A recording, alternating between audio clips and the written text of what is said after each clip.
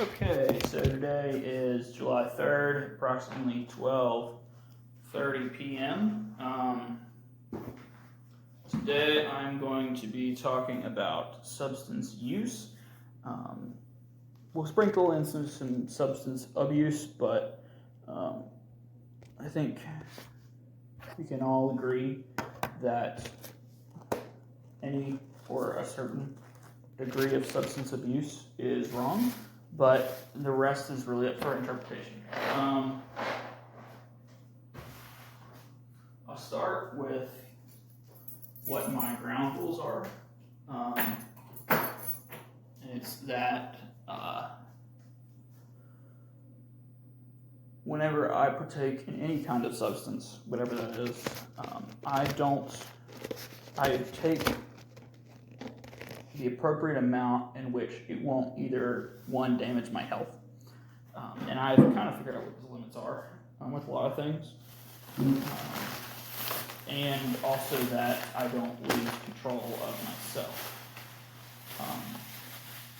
to the point where I harm others, I guess, or harm myself. That.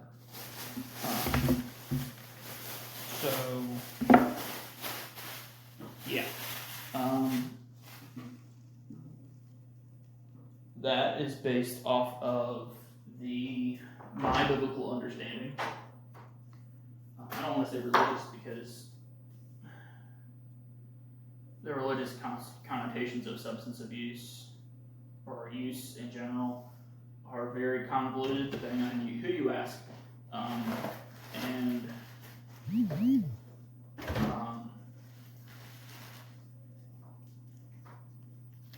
And the actual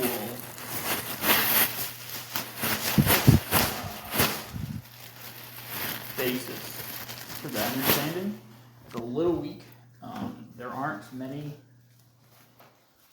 references to substance use in the connotation that they are morally wrong. There's a few, but they're important, and they're not really important for the reasons most people think. The main thing is, I can't remember where it is, but the gist is that you shouldn't do things in front of others fully knowing that they have problems with them. Mainly this deals with people who are addicted to things or have other problems, have had bad experiences, so forth, and that will cause them to have some kind of conflict. Not doing that in front of them. Unless they're okay with it, then whatever. But that's on them. That's for them to decide.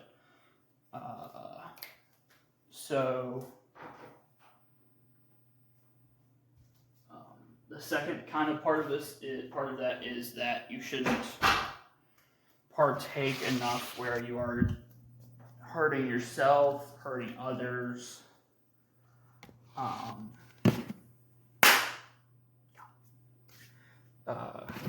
and prevent or damaging yourself in the eyes of the world. I guess that's really the only outward thing about Christianity is doing that, because that then prevents you from doing any good. It's kind of the point. You don't want to obstruct yourself from doing what we are intended to do. However else you want to interpret that. Some people take that to be not to do anything at all and completely abstain, which is fine in my opinion, because it's their choice. However, unless those people see a problem growing or see a problem that's already manifested in somebody else, they should not prevent them from doing whatever they want to do within their own knowledgeable limits. If you get that, what I'm kind of saying there. Now, I mean, it's not wrong for somebody to advise saying, hey, you probably shouldn't do this. It would be very bad for you, yada, yada, yada. That person can then take that advice themselves. But for the advice giver, I would say that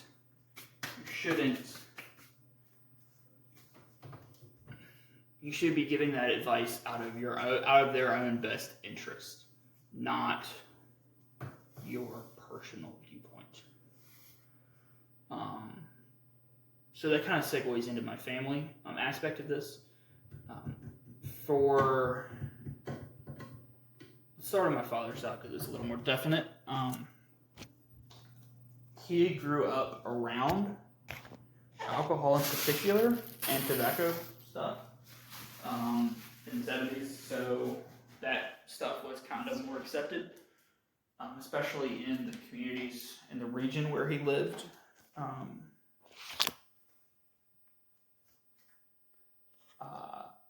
However, that led to his family having many problems with substance abuse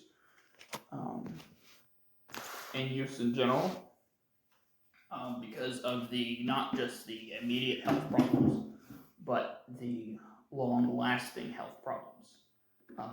So therefore, my family history on both sides of my family, to be honest, has a history of heart problems, cardiovascular problems in general, diabetes, lung cancer, breathing problems, substance abuse in general. Just go right on down the list, and you can pretty much find an example, at least 2 examples of everything. My own grandfather on my father's side died of heart failure due to one, working for most of his life in the steel mill, but on the other hand, he also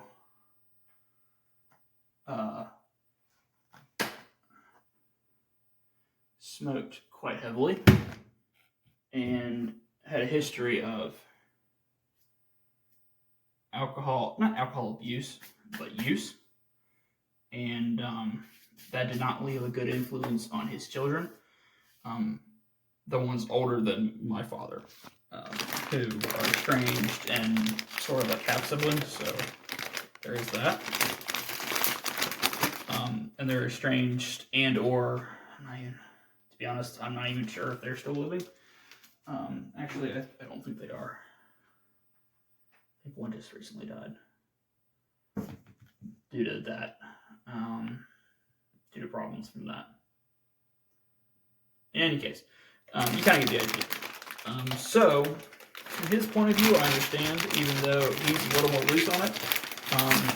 He is more of the moderation person, but just he reminded me to be mindful of those problems that are readily available and current and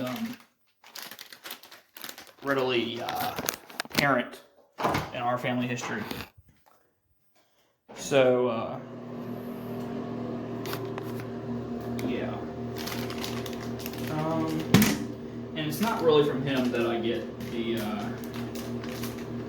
that he's ever really expressed, like, not to ever. But, on the other hand, out of, again, public image, he worked in a very public ministry position for a long, long time. And he knew the attitudes of the area that we lived in, and the community that he served. So, he didn't publicly do anything, and much less privately either, mainly due to health problems, or more like health concerns when I was growing up. And he didn't want to leave kind of like a culture or influence on us. He wanted really to make us that decision for ourselves and decide for ourselves what we wanted to do. I think as a result of that, I'm not a really heavy substance person in general, but I mean, I think it's fine when taken appropriately, like most anything.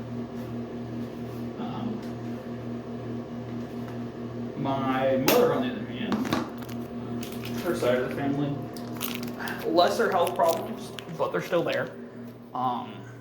Like diabetes, for example, some heart health problems like that. Mental issues, not with her, but in surrounding family members. Thankfully, none to me, I don't think. But, and those problems can directly be linked to substance abuse. So there is that. But she also comes from a very strict background of like zero tolerance for that kind of stuff.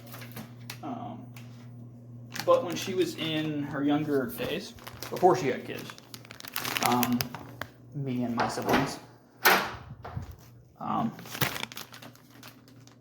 and before my father's position that he had in the community, I mean, she would not do it.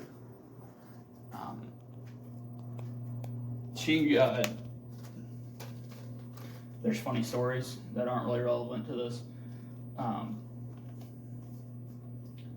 don't think she minds wine because it's just, something that she likes. I think it's more of a preference problem for her. She just doesn't like other things besides that. Like, for instance, now that my parents aren't involved in the position my father was in anymore, very publicly, they now use like wine, a lot of wine-based things in the house, and especially in like cooking and stuff. And as they're getting older, that has some really good health things that come along with it. So yeah, there's that.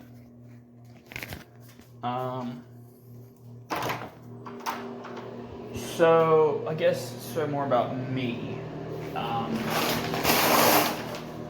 Well, right now I have a case of beer in the fridge. Well, actually, no, it's hard cider. Kind of been on that recently. So I've just been kind of trying a bunch of different things.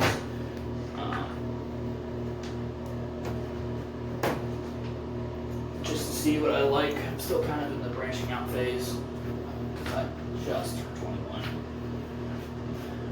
Well, not just. It's been 8 months now. Yeah. And I was drinking alcohol for that, so.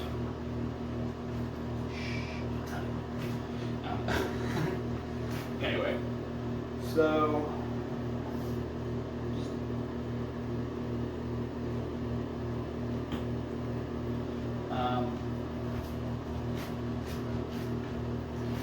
So, I wasn't very much part of the, I never was, and I don't plan on being part of the party culture. I don't really like going to parties. I don't think they're very fun, and to be honest, I don't think a lot of people do, but they just go to them because they kind of like, have to, for some people, for social obligation things. But I don't have any social obligations for that kind of thing, and I don't plan on it. But yeah, on a being at a university that has a significant, not dominant, but a significant Greek life culture for that sort of thing, I chose from the very beginning not to be involved with any of it, and I am very happy with my decision so far. Because I'm seeing the damage that it's wreaked on people's lives and that sort of thing. So there's that. For the most part, I'll I've only tried tobacco once, and that was cigarettes. I mean, I did not like it, but I'm not going to go out and buy something, I don't think. If it's offered to me, and if we're like at a bar, I'll probably take one. But outside of that, just not.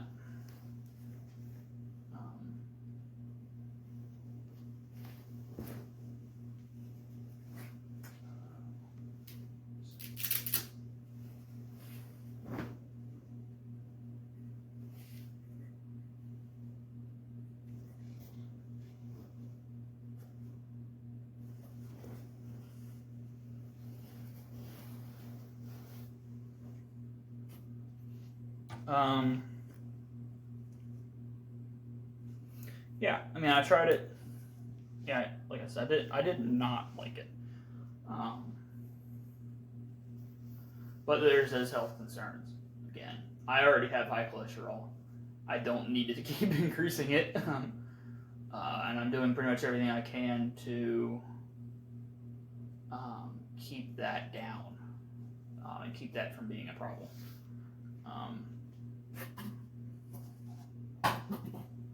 So, there's that. But also, in general, I'm not a big fan of anything else that falls into that category. Now, I'm not against people using medicinal things, because they obviously have their benefits. But I think there's a line, pretty firm one. One, you should not be smoking anything at all, ever. Period. End of discussion. It is just terrible for you, smoking or vaping or whatever.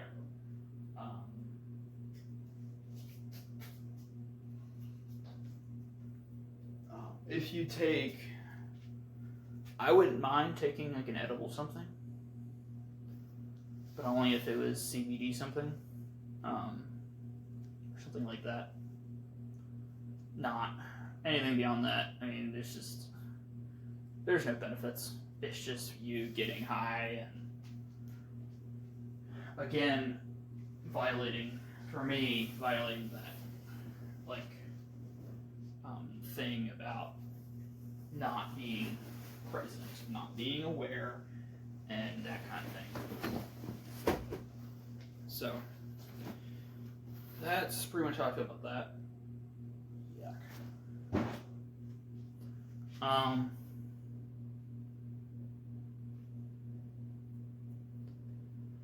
On the law enforcement side of things, because I'm going to be going into that career field, I think in the past, it's been overemphasized. Emphasized.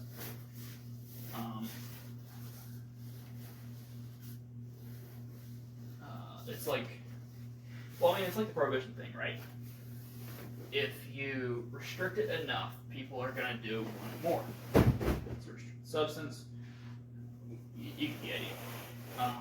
I think decriminalizing marijuana was a good step, because the prison system is just chock full of people that don't need to be there. Whether they need actual help, like addiction help, that's another story. Or they just,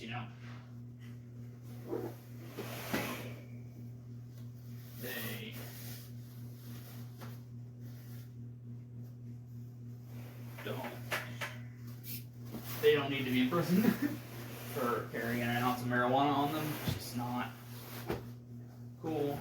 Other hard drugs, yes, definitely. They are nothing but damaging.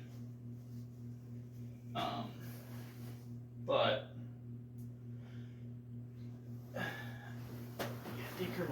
decriminalizing marijuana, I do agree with to a certain extent.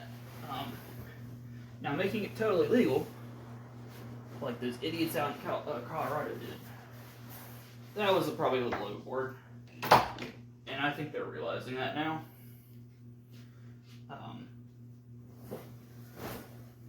So yeah. Obviously, it becomes a problem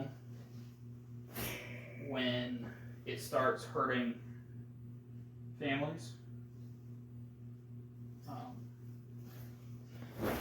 and hurting themselves, hurting others, that sort of thing.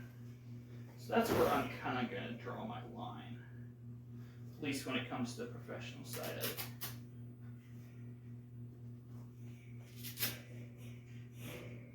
But yeah, that's really all there is on that one.